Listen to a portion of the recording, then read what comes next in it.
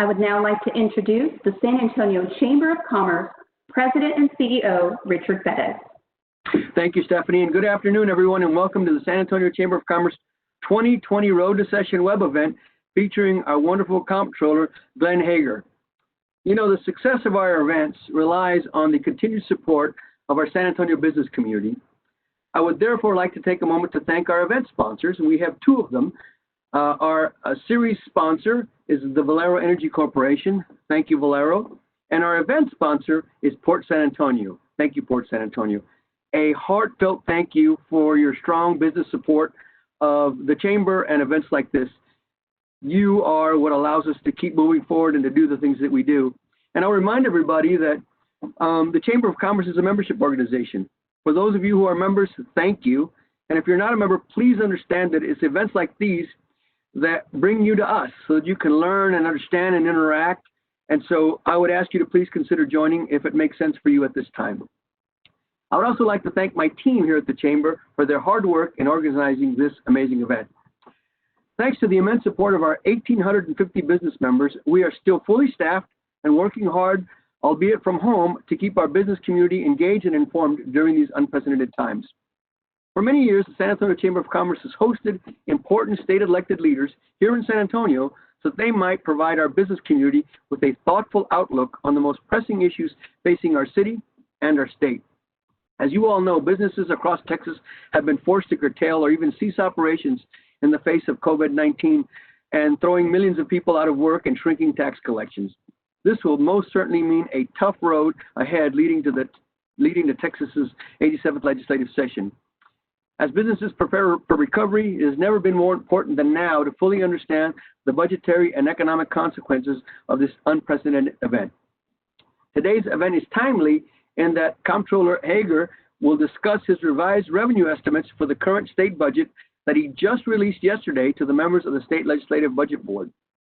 He will also be discussing what he's doing to ease the burden on Texas taxpayers and what policy responses and budget strategies we might see next legislative session to address ongoing revenue shortfalls. But we also want to hear from you, ladies and gentlemen. If you have any questions for the Comptroller, please put them in the chat box. We'll get to them. We've got several already that you all have submitted, but there's plenty of room for more, so please submit them. And now it's my pleasure to introduce our special guest. Glenn Hegar was elected to the as Texas Comptroller of Public Accounts in November of 2014. He is a sixth-generation Texan who grew up farming land that has been in his family since the mid-1800s. He is a 1993 graduate of Texas A&M University and earned his law degree right here in San Antonio at St. Mary's University. He previously served in the Texas legislature, where he worked on issues including public education, transportation, tax reform, government transparency, Second Amendment rights, water issues, and even tort reform. As Comptroller, Glenn is the Chief Finance Officer for the world's 10th largest economy. He has emerged as a passionate advocate for conservative financial management and government transparency. He has also focused his time in office on creating a more efficient and customer-oriented agency. Comptroller Hegar founded the state's Transparency Stars program, which recognizes local governments for going above and beyond in their financial transparency efforts. He also pushed for smarter ways to invest our rainy day fund to protect it for future generations. And he also guided the formation of the nation's first ever state-administered precious metals depository, increasing the state's ability and security of our state gold reserves. Ladies and gentlemen, it is now my pleasure to introduce our special guest, Comptroller Glenn Hegar. Comptroller Hegar, the floor is yours. Welcome. Thanks, Richard. Good to be with you. And I wish we were together in person today in San Antonio, but so is the time of COVID right now. We have to be social distancing, and so many of us working at home. I would just kind of flash back a little bit to earlier this year, which, you know, for many of you like me, probably seems like about 1,000 years ago, very long time back in February. Texas at that point had in a monthly gain of about 50,000 jobs. Additionally, Texas in the prior 12 months had gained over 300,000 jobs. From a revenue standpoint, the state treasury was tracking slightly ahead of what we had anticipated last year in October in our last official revision of our revenue estimate for the state 2-year budget cycle that we're currently under from the last legislative session. And then obviously things drastically changed there in March. First was the first headwind of Saudi Arabia and Russia not agreeing to OPEC production cuts, and then even making it worse, Saudi Arabia making the announcement that they were going to increase production. And then obviously we had been watching for quite some time, like many others, what COVID was doing around different parts of the world, tracking that very closely and monitoring as into what it may have an impact to the state economy. You know, as most of you know, y'all have heard me talk about this numerous times, at Texas, we're 19% of the entire exports out of the United States as of last year. So the point being, we're very tied to the global economy. Obviously, we're tied more so to our NAFTA partners, or whatever the new acronym name is. I still go by NAFTA, Mexico and Canada, but literally we're tied to the rest of the world. And so whatever happens in other parts of the world does have an impact in the great state of Texas. And so therefore, during March, obviously then we turned into needing to have portions of the economy was being shut down as businesses were transitioning to teleworking. Many businesses were closing their doors at a time to flatten the curve, and immediately we saw significant impacts to the state economy. You know, since that time, several people have gone back on the payrolls, but unfortunately, we went from a 3.4% unemployment over to double-digit unemployment, and today slightly below double-digit unemployment here in the state of Texas. Now, as a comparison, Texas obviously has been impacted significantly, but we've not been impacted as much as many other states in this country. And in part, I explain that because Texas entered into this downturn in a much stronger foundation economically than several of the other states in the United States or many other countries in the world. And so from where we stand today, yesterday, as you mentioned, I provided the legislature with a revised revenue estimate. I had told leadership early in March that, yes, we knew that Texas was going to have a downturn. We were going to suffer the same pains with dealing with the COVID pandemic than other states and other nations, undoubtedly entering into a recession. Unfortunately, this recession and this downturn was much quicker and unprecedented than any other event. You know, if you compare the great financial crisis, it took roughly about 14 months for us to get down to our peak unemployment. Likewise, it took 6 months in lag for us to see impacts in sales tax revenues. And many of you heard me talk about this. If you look at the state budget, a third is federal dollars, 2/3 is state dollars. Of the state dollar portion, obviously, sales tax collection is the biggest portion of state revenues. And then sales tax of the tax piece is about 57, 58%. And so I talk more about sales tax because that really determines the health of the revenues into the state of Texas more than the other streams. Now, all of them are important. However, sales tax is the biggest piece.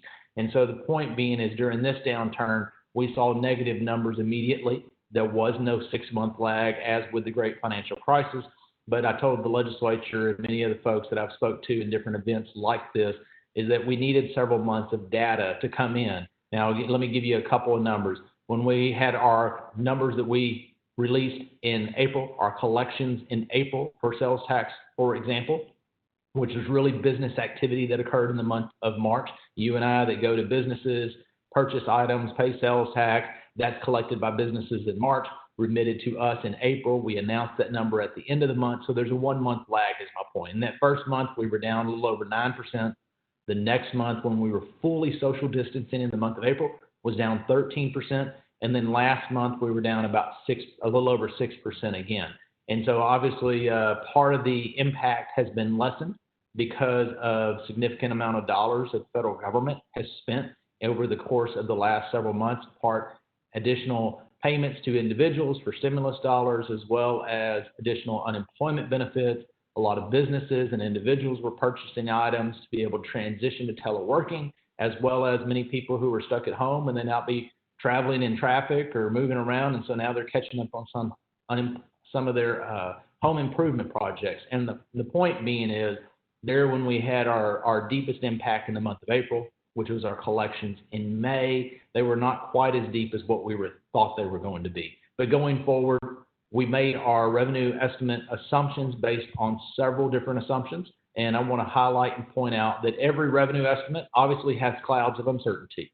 Again, because the Texas economy is tied to the U.S. economy and the global economy, and many different things can happen. However, this one has many more clouds of uncertainty than any other revenue estimate that I've ever been a part of, and probably the agency has had to put together. And the reason being is, one, we know that COVID is not going to disappear during the summer months and possibly reappear in the fall. It's here. We're going to have to learn to live with the virus. Unfortunately, we're going to have to learn to make better choices, not just for ourselves, but for other individuals, trying to make sure we ensure the health of everyone, but at the same time ensuring that we keep the Texas economy moving in the right direction. So we are assuming that the economy is going to continue to slowly open up, that there's not going to be additional restrictions from government placed on businesses and individuals in the coming months. In part, we have to have some baseline assumption. And then also, in doing that, we're taking assumptions of what individual behavior is going to be, business behavior is going to be. And again, that's not just here in Texas. That's literally how individuals are going to behave, not just in the United States, but around the world in part, because we are so tied to the international economy. And so therefore, I just want to highlight, as I continue to speak about the revenue estimate, that there are a lot of clouds of uncertainty. And so as we move forward and we're able to collect a little bit better data, then we're going to make sure to keep everyone informed. But in short, we turn from having a $3 billion surplus in this current 2-year budget to now having a negative number of about $4.6 billion. The revenues overall, as far as what we call general revenue related dollars, which is a portion of the state dollars, was declining by 9.5%, was our estimate. That was a reduction of almost $11.6 billion. But in fact, the swing from a $3 billion surplus to a $4.6 billion hole for the current 2-year budget for the expenditures the legislature made last session was less than the $11.6 billion, in part because there was some additional dollars that were given to Texas from the federal government for COVID-type expenses in public education, as well as the local share was slightly higher, as well as online purchases that you and I are making are higher than we had estimated before. And so that lessened that amount of that $11.6 billion potential impact. As people ask me, well, what does this really mean? Number one, the legislature, leadership, and the governor has instructed state agencies to reduce their expenditures during this current 2-year budget. And all the agencies have turned that proposed reduction cut over to legislative leadership, and they are working through that. We estimate that probably that savings will be a little bit over $1 billion. However, it's not actually recognized on paper as part of the official estimate until next session, because the legislature has to take official action. So those dollars are actually saved in the Treasury. They are dollars that were not spent, but they don't get recognized, at least from an accounting standpoint, for the current budget until the legislature takes action next session. So one, that's going to reduce the amount of this potential hole that we were looking at. Number two, we are not taking into account today any other possible federal dollars that may come to the state of Texas, even though Congress and the president is talking about that right now. In part, until we see Congress passes legislation and the president signs it, we're not going to take those dollars into account because we don't exactly know what that amount may be. And then secondly, whether it would be past dollars that have been given to the state of Texas, either for COVID type expenses or specific types expenses, there's certain broad discretion that's given by the U.S. Treasury, but the point being, we're still seeing a possibly greater latitude would be given for the dollars that have been received by the state. And then lastly, the state obviously has a very healthy economic stabilization fund balance and or rainy day fund, and we expect that when we close the current 2-year budget cycle, that fund will have just a little bit less than $8.8 billion in it. So that's another tool in the toolbox. And again, if you compare Texas to other states, we're in a much better position than many other states. Some states that either have an economy that is much more based on tourism or manufacturing, for example, whether it's Nevada, Hawaii, Michigan, several other states have been impacted much more severely, unfortunately, for them than the state of Texas. But again, just making the point that obviously we will have a much more challenging session. Many people ask me about next legislative session's revenue estimate. What would it look like for the next 2-year budget? And really, it's just too early because there are so many uncertainties on the horizon this fall that we want to get through much further into the fall to be able to see how we as individuals, we as businesses and governments are actually dealing with the current pandemic. And so with that, I'll stop, and then Richard, maybe turn it over and see if what kind of questions the audience may have, if you don't mind at this time. Excellent. Glenn, well, thank you for that wonderful update. That's a heck of a lot of numbers and a lot to keep track of. So I'm impressed that you have it all right there, and I better just push it out. But that's why you're our comptroller, right? Because that's what we charged you with, and you're doing a great job. But before we get into that, why don't you remind us about, pre-comptroller, when you were in the legislature, remind us about your history there to kind of refresh everybody. Remember that you've been in this rodeo before, and you've gone through this before, and so just remind us about that experience that you've got under your belt. So I entered the Texas legislature in 2003 as a freshman in the Texas House of Representatives. Unfortunately, we had a budget downturn in that cycle. There was a $10 billion hole that we were looking at for the current budget cycle that still had about 9 months left when we got into session, as well as the upcoming 2-year budget in order to keep expenditures about the same as what they had been. And then also when I was in the state Senate, I moved over in the state Senate in 2007. And while in the state Senate, obviously we had a very difficult budget cycle in 2011, and there was roughly about $4.4+ billion that we were looking at it for that current biennium that we needed to figure out either reducing expenses and or other types of cost containment mechanisms. And then for the next 2-year budget, the total was about $27 billion for the two. So it was a very, very difficult budget cycle. A lot of people ask me, I've been doing a lot of interviews lately, and people want to talk about, the commitments that the legislature made to public education last session. And I continue to remind people that if you look at this current 2-year budget cycle that we are under today, the revenue estimate that I revised yesterday, the legislature has many tools in the toolbox between the reduction in expenditures that has been instructed to agencies, economic stabilization fund, federal dollars that have come, depending on how those work out. That the legislature has tools in the toolbox to be able to get through this current 2-year budget cycle. But again, the bigger question is the next one. But I do know the legislature, everybody that I talk to, regardless of which side of the aisle, which part of the state they come from, their commitment to public education is just as strong today as it was during the last legislative session. Excellent. And remind me, what area of Texas did you represent? So I grew up northwest out of Houston. If you take Highway 290 towards in or out, you used to go through a little bitty town. You blinked, you missed it. You saw Hegar Road. That was us. That's where I grew up on a family farm. I used to represent Waller County, which is my home county all my life, Fort Bend County, and Wharton County, which is Highway 59 going down to Corpus Christi. And then when I moved into the Senate, I didn't quite get over San Antonio. Not as far over as not quite to Guadalupe County. But obviously, we interfaced with much of the delegation for many years, whether it was water issues, transportation, a wide variety of issues. So, obviously, I have a affinity for San Antonio because you mentioned earlier that I went to law school there, but even better, that's where I met my wife. We both grew up in the same area. Her family grew up in Katy, which is about 20-something miles from where I grew up. Sure. When I got into this job, we talked about, do we move to Austin? Do we stay in Katy? And my wife reminded me that the state constitution at the time said that Glenn Hegar had to live in Austin, but it didn't say that Dara Hegar had to live in Austin. So we decided to continue to reside in Katy, and that's worked out pretty well because obviously in this job I'm typically in Austin a lot every single week, but also as you know we travel a lot and give a lot of speeches and obviously deal with businesses across the state. So it has continued to work well for me and my family. Excellent. All right. Well, thank you for sharing that. I knew that you had met here and all that sort of thing, but I thought it was good to let the folks at home know. All right. So here's an interesting question. So it says that you all had a similar event to this one last week with Congressman Joaquin Castro, who talked about the fact that the state was holding on to billions of dollars of federal aid. Of course, you talked about it a moment ago. How much was the state of Texas allocated in federal stimulus dollars, and how does that play into your projections?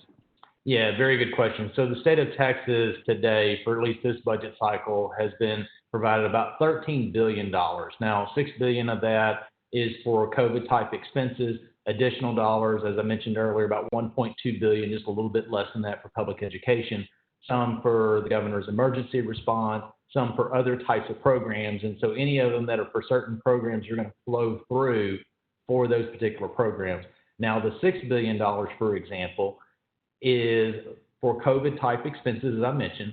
The U.S. Treasury gave guidance for 6 different categories that can be spent on. Many other states have pushed for, and I have supported their effort for U.S. Congress to essentially give states more latitude in that. in part because you want to make sure you spend it on COVID-type expenses, but at the same time, it would provide states with additional ability to have more flexibility, and I think that's important. Now, there was an additional amount of dollars that are for local government.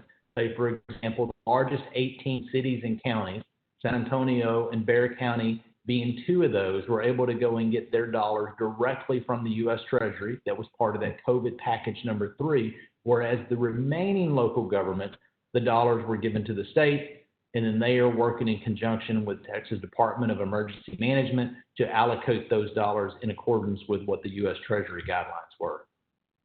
Got it.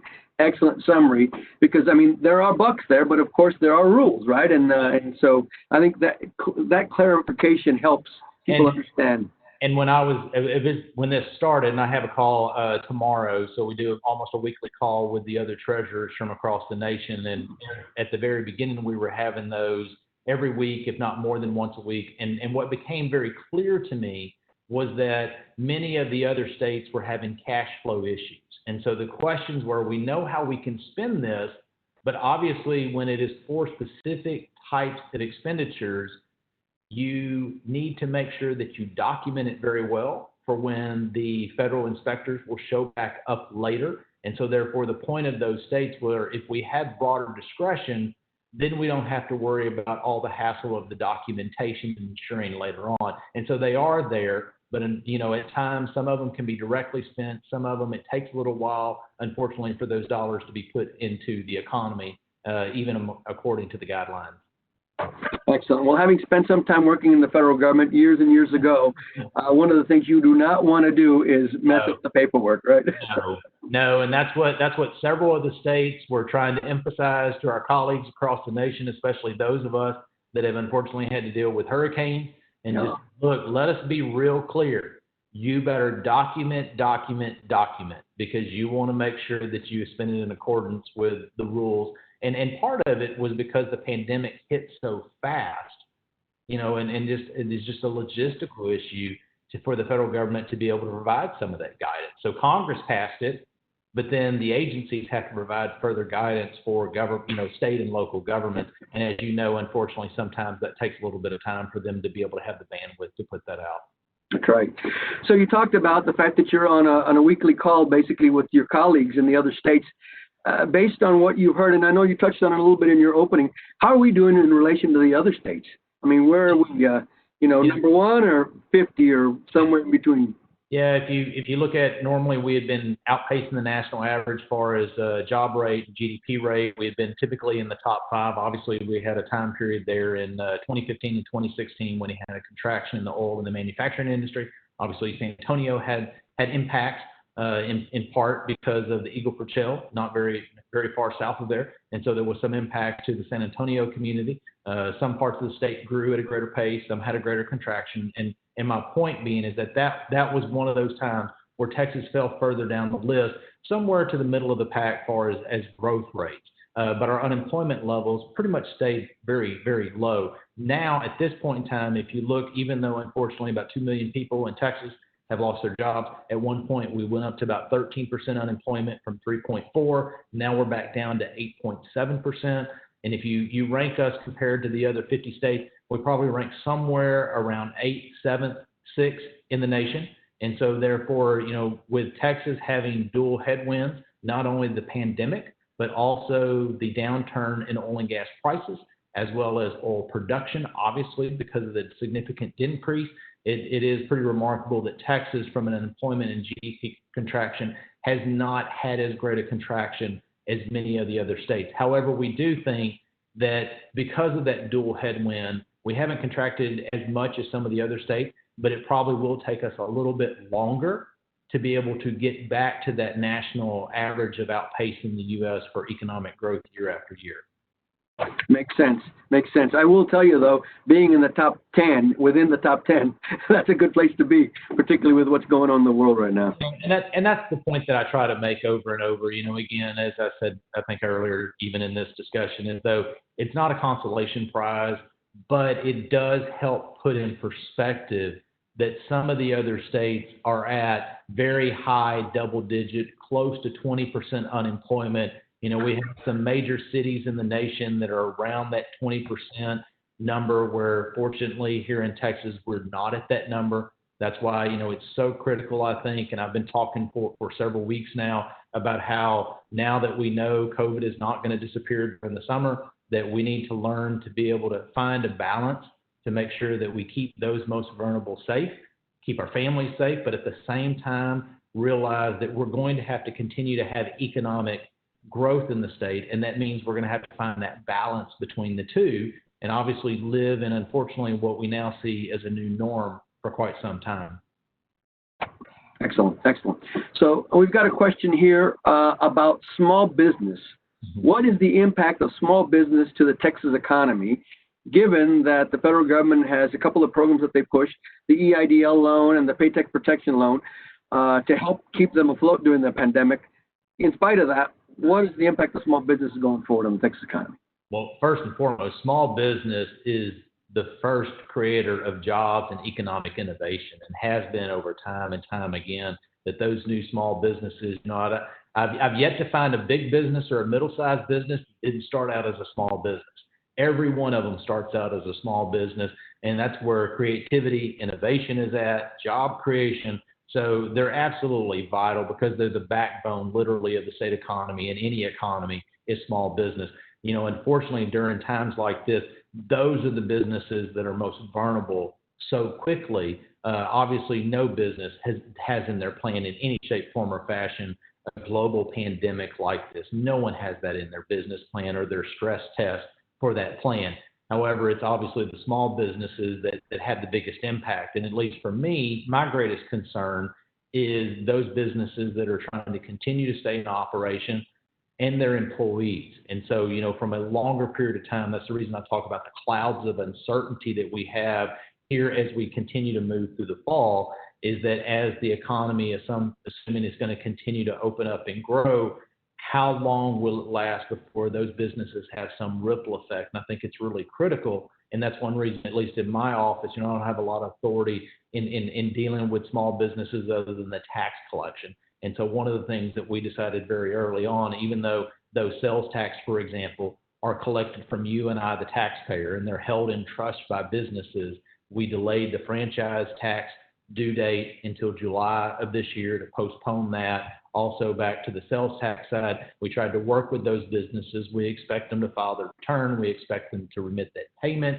because it's held in trust. And also, we're collecting it for 1,633 local jurisdictions, and we remit that back to them.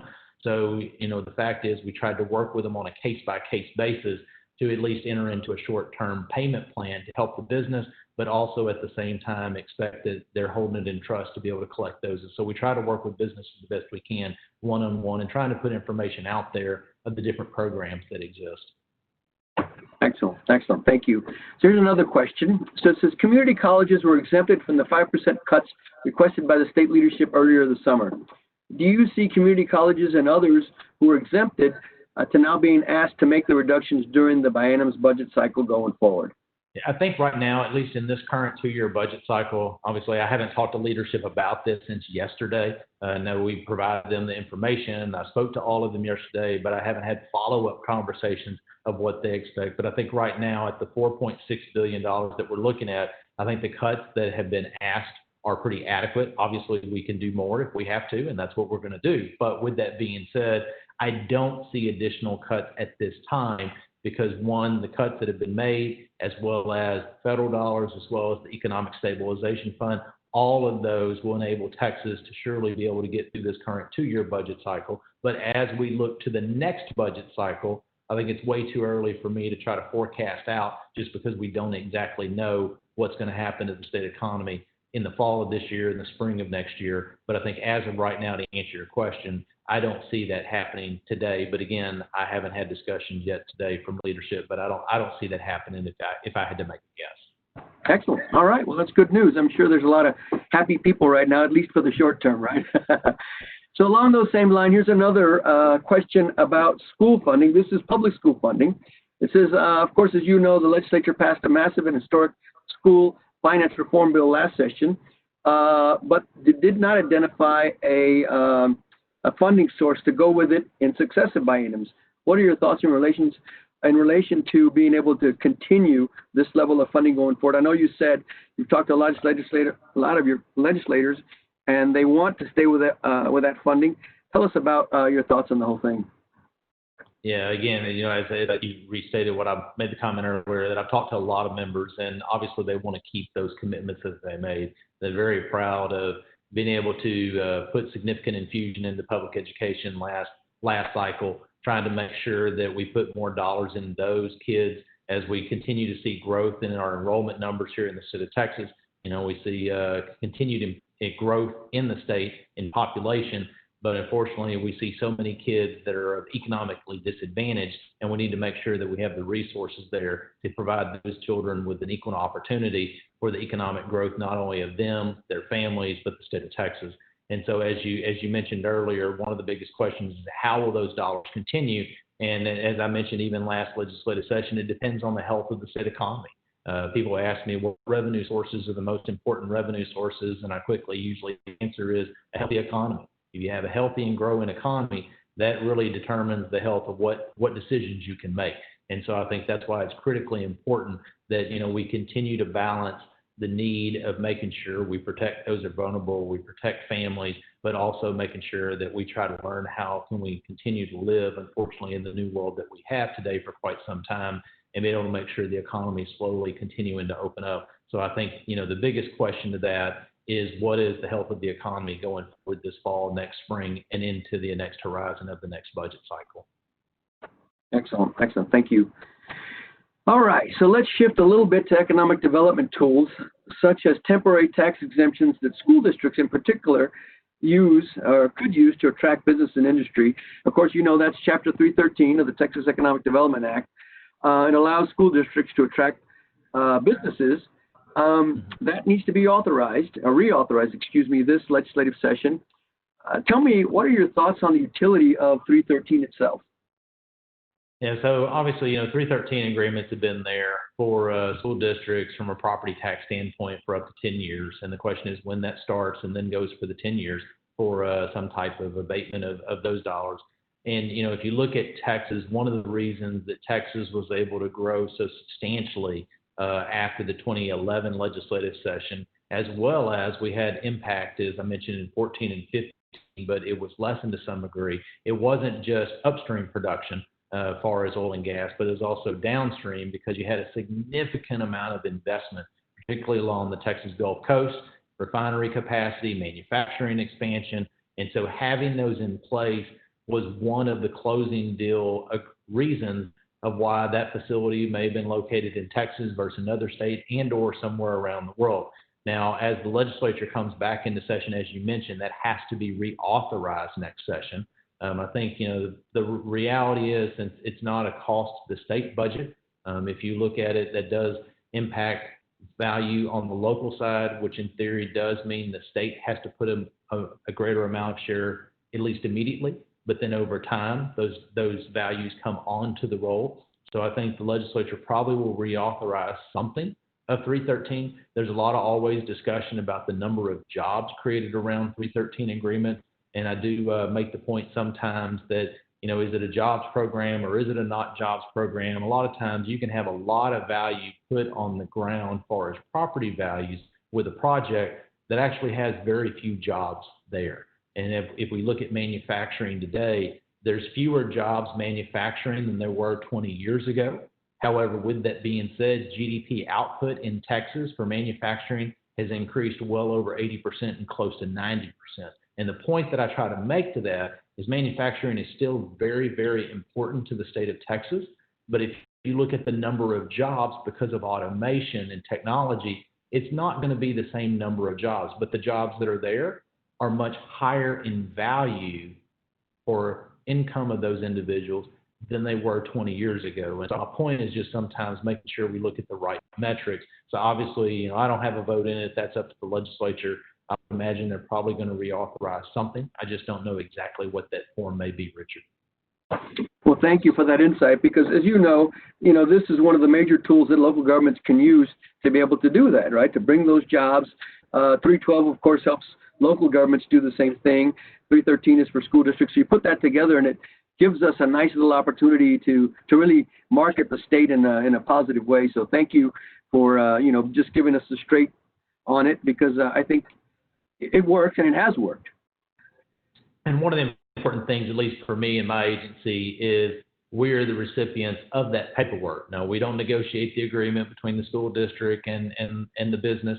However, we receive that. We make sure that all the documentation is correct. Everything's been done in order. One of the things that we were provided the last time it was renewed is what's called the but-for test. So in other words, would this project been here but for a 313 agreement? Now, obviously, we do all the due diligence we can to ensure, but the point being is always try to make sure the legislature, if they can, to make sure that we have as simple of a process as possible, have it very open, very transparent, very clear for businesses, because, the school districts and businesses want to make sure to follow the law, and I want to make sure that everything is open and transparent as can be, and we make it as simple as possible, because I think that makes everybody's job, including ours, easier and clearer at the beginning and the end of the day. Excellent, excellent. All right, so here's another question. It's asking you to actually look in your crystal ball. It's a sales tax account for more than 50% of the state's revenue, as you've talked about, and is the biggest determination for the state budget. How would another shutdown impact the sales tax for the state budget? Yeah, if there was another shutdown in the fall or the spring, obviously that's going to have a bigger impact. Now, one of the things that we have seen in several different studies and discussions that we've had with different revenue forecasting services is individual behavior, business behavior. A lot of that is curtailed by uncertainty about concern of their own health and or that of others, more so than government shutdowns. And so the interesting point that I try to continue to make is government shutdown is a really critical question, but I think an equally important question, it appears is even maybe more importantly, is the psyche of individuals and businesses and what they feel comfortable doing in the coming months and fall. But to the short of the answer is, if we had significant types of shutdown here in the state of Texas, obviously that's going to have a negative impact on revenues, and it will have a negative impact on the estimate that I just provided yesterday. Excellent. All right, very good. So here's another question. You were well known in your legislative career as a pragmatic and common sense problem solver. You were present, you led, and you made things happen. Given the current economic conditions and uncertainties, do you have any concern with the state's transportation funding obligations going forward? If you look at our transportation funding, one of the sources is, say, for example, sales tax. Once we get to $28 billion in sales tax collections, the next $2.5 billion goes to transportation. We feel as though under the current estimate that we provided yesterday, that transportation is going to get that full amount of $2.5 billion. Now, as most know that are listening, also an additional amount of dollars that was provided many years ago to transportation, because we had so much money going into our economic stabilization fund or rainy day fund balance, and the way money gets into that is oil and gas severance taxes. So we started sending an equal amount to the state savings account as well as over to transportation. Originally, we had estimated that severance tax collections would have an equal amount going to fund transportation as well as our state savings account after this fiscal year of $1.6 billion. However, in the revision yesterday, that is now down to $1.1 billion each. So in other words, that's $500 million to both funds that will not be going because of the contraction in oil in prices as well as production volume. And then secondly, next fiscal year, we had estimated about $1.4 billion into each fund, and instead that's going to be down to about $650 million. So in other words, between severance tax being reduced as well as some of the motor vehicle dollars that go to transportation, and we think that public funding of transportation is going to be down about $1.5 billion for this current 2-year biennium than what we had originally estimated. Those are real dollars, unfortunately, and so we're going to have to figure out how to get that done. Very real dollars. And part of that discussion that I've talked with many in the transportation industry even months ago was trying to make sure that you smooth out payments over time and just don't have a cliff of $1.5 billion. Now, one of the questions that we don't know, and obviously we didn't take that into account and we just don't know yet, there's been discussions in D.C. about some type of infrastructure package, but many have said that would be further along. And so therefore, if there is some type of infrastructure package, would that be a backfill to any of those dollars? And again, that's been a discussion point, but until I actually see a bill passed by Congress and signed by the president, we can't take anything to the bank until we know for sure the printing on the paper. Excellent. So here's an interesting question, and I think it's asking for some of the things you look for when you're looking in your crystal ball. Can you provide examples of non-traditional indicators you follow to gauge health of the Texas economy? Yeah, two of the most important things for gauging health economy is obviously employment levels, unemployment levels, as well as our GDP growth. However, when you have a downturn that was so drastic and so fast, when literally economies are being shut down because of a pandemic, you just don't have that data. And so we started looking for a lot of non-traditional data points. My staff did a really good job. And as every week, as I'm reading different news articles and briefing, it's interesting how so many are reporting some of these exact same non-traditional data points. I'll give you one of the very first ones we started looking at was, say, for example, open table, how many people are booking restaurant reservations. But of course, once we went to social distancing there in the mid-month of April, mid-month of March and through April, that data point, we still had it every week sent to me, but it wasn't as important because it went to zero. Also, I never knew before COVID that we have about 2.3 million people fly in airplanes around the United States. TSA tracks that data and provides that information publicly. However, at the height, unfortunately, of social distancing and COVID contractions, there in the month of March, there was only 90,000 people flying on average every single day. Now, that's moved up to about over 700,000 people a day. The 700,000 is significant growth compared to 90, but it still pales in comparison to 2.3 million. Also looking at hotels, because we know the industries that have been mostly impacted is obviously the hotel industry, leisure industry, restaurants, bars, the travel industry, tourism industry. Those, many industries have been hit, but those are the most impacted immediately.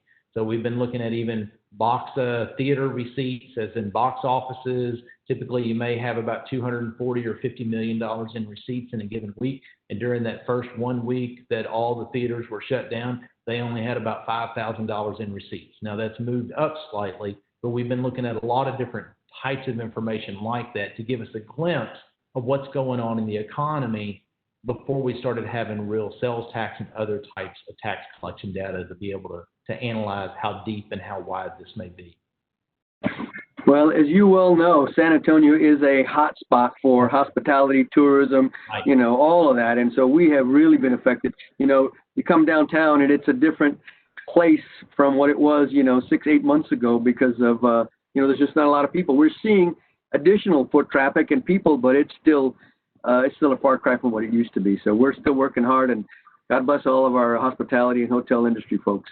And, one of the things that is going to be interesting to see how this works out, and not to say that it's an equalizer for San Antonio, because San Antonio is a very, very tourist attraction community. One of the things is, as people are not traveling as far and trying to find how do we continue to live and have a little bit of a staycation, Texans, are they going to travel a little bit to San Antonio where they wouldn't before? Now, that may not completely make up for large conventions. But I think, as we continue to go through this year and next year, uncertain to how long this may last, I think you're going to see a lot more of that because the large type conventions just may not happen for quite some time, unfortunately. Well, and to be very honest with you, anecdotally, we're getting calls. We were getting at the height of the pandemic, April, we were getting maybe 5 calls a day. Right. People wanting to know what was going on in San Antonio. We're getting upwards of 30 now daily. What's open? Is the Riverwalk open? Is the Alamo open? So I think indeed we're seeing what you're talking about. It's starting to happen, thankfully.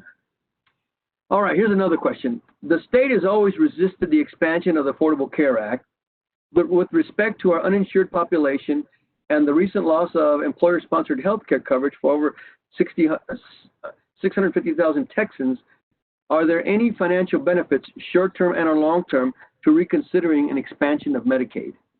Yeah, no, I have no doubt. I mean, every session that's an issue that comes up. If you look at Texas, our unemployment, our uninsured numbers have decreased but obviously that was as the economy continued to improve. But if you look at us compared to several other states, the numbers of the uninsured is still greater than many other states in the nation. Now, obviously, we have different issues that play into some of that, but the long and short of it is, I have no doubt it'll continue to be a discussion. It always has been.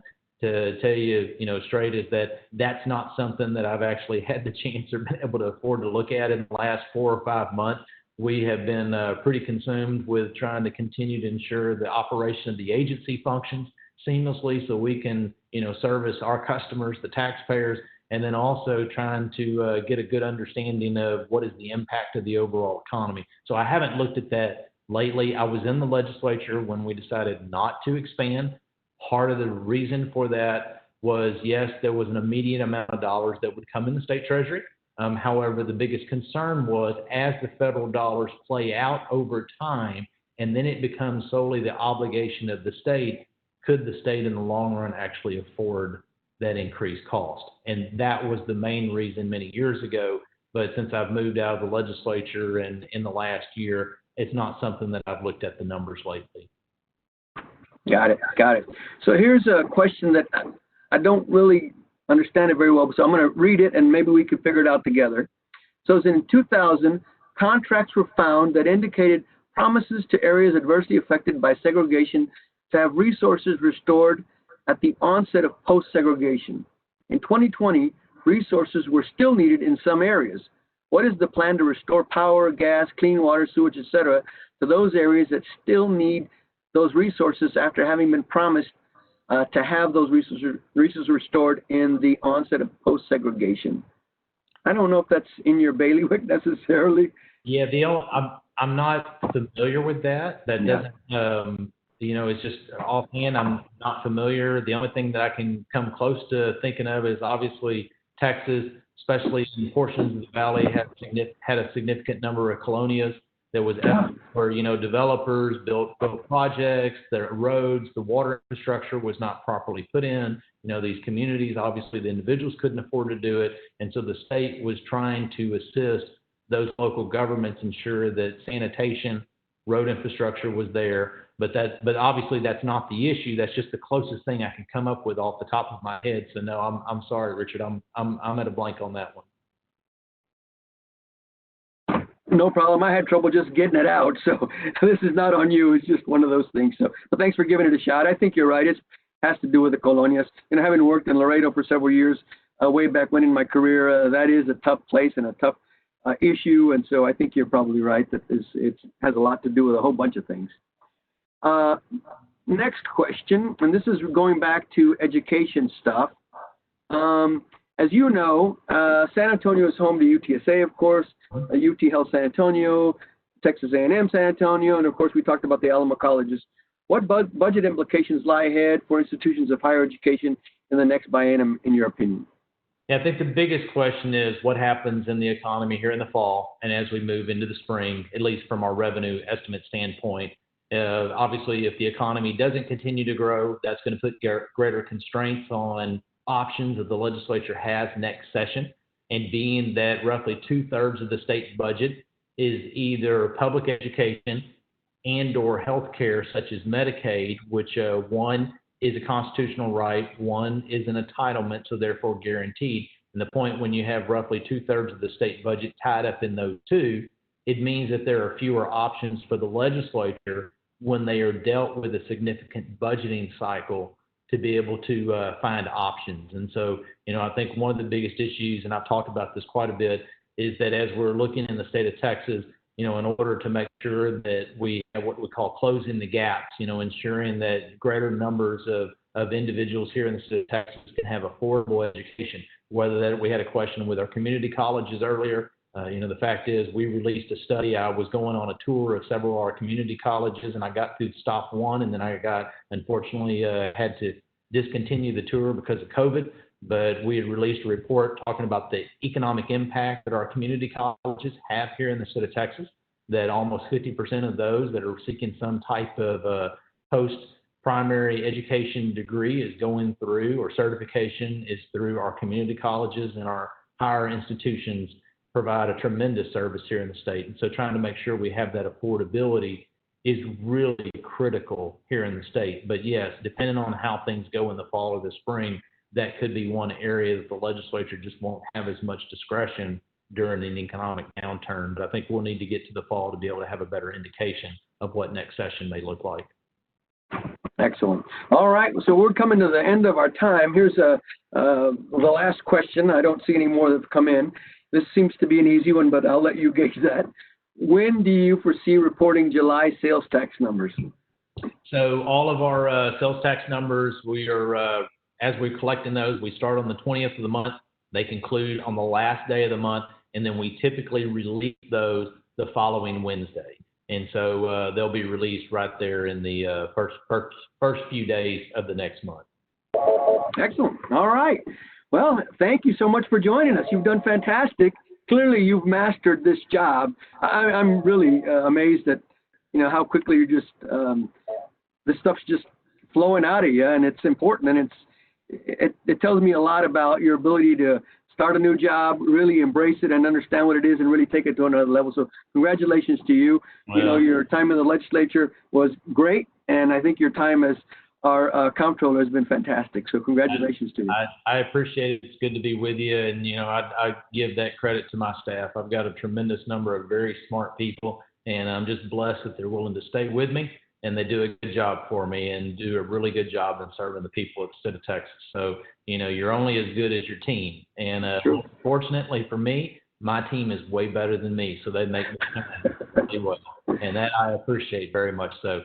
Well, it's good to be with you. Always good to be with the San Antonio Chamber. Richard, good to see you again, my friend. And look forward to being able to see everybody again when we're all able to get back to in-person events there in San Antonio. So look forward to that. All right, Glenn. It's good seeing you. Stay safe. Yes, we'll sir. see you around. We look forward to seeing you in the legislature. Sounds good. So, ladies and gentlemen, I'd like to again thank our comptroller for being with us. What an amazing fellow he is, and just a nice guy. And we want to thank him for joining us. We also want to thank you all for joining us, tuning in. Important discussion, important information for you to use as you begin to make decisions and continue to make decisions in your business. We want to close by again thanking our sponsors. Of course, our series sponsor is the Valero Energy Corporation. Thank you, Valero. Our event sponsor is Port San Antonio. Port San Antonio, thank you. Both of these businesses have been doing great things and continue to support this organization, and we say thank you. As a reminder, this webinar was recorded, and we should have the recording up within the next 24 hours on our Rapid Response website, which is sachamber-rapidresponse.org. I talked about questions. It looks like we got them all answered, so there's probably not going to be any that we need to submit after the fact. But those will be there too if we do get any after. Reminder that Thursday, the 23rd, next week, we're hosting our second annual Cyber Splash event at 3 p.m. We're going to hear from folks from the U.S. General Services Administration and, of course, the Texas Department of Information Resources about cyber and IT procurement and acquisition. So if you're interested in those things, that's the place to be so you can understand and learn and ask questions. And then following that, on the 29th, July the 29th, at noon, we're going to have Lieutenant Governor Dan Patrick. So that's going to be the next part of our Road to Session series. And so we're looking forward to having our Lieutenant Governor with us on the 29th at noon. And lastly, I'll remember and remind you about the 2020 census. Big deal. Please fill out the census. If you haven't, please do. If you have, please tell everybody that you have and set an example for the importance of filling out. It really makes a difference. It's school funding, it's school lunches, it's Medicare, Medicaid, a whole bunch of other things. It takes 10 minutes to fill out, and it's the right things to do. And there are literally millions of dollars annually at stake for this community. So with that, I'll say thank you for joining us again. Be kind, be safe, stay healthy. And with that, we will say thank you and goodbye. Bye.